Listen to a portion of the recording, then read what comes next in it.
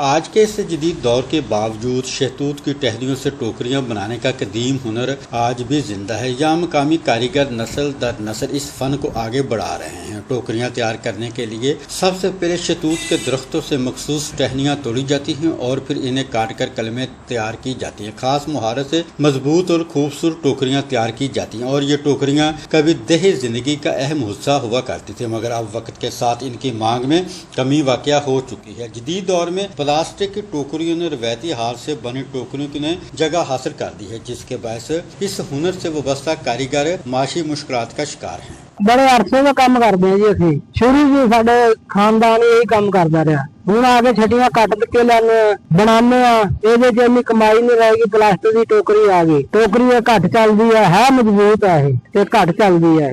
ये बहुत अरसे का काम चल रहे हैं। अगर हुकूमत साडा साथ देवे ये बाहर भी टोकरी जा सकती है। हम ये काम बरसों से कर रहे हैं। पहले हमारी टोकरियों की मांग बहुत ज्यादा थी, लेकिन अब प्लास्टिक आने से काम कम हो गया। अगर हुकूमत हमारी मदद करे तो हम इस हुनर को मजीद सपोर्ट देकर बेहतर बनाकर बैरून मुल्क भेज सकते हैं, जिससे अच्छा रोजगार और मुल्क को फायदा हो सकता है। कारीगरों ने हुकूमत से मुतालबा किया कि इस रवायती सनत की सरपरस्ती की जाए ताकि न सिर्फ ये कदीम हुनर महफूज रह सके। कैमरा टीम के साथ वाच न्यूज़ फैसलाबाद।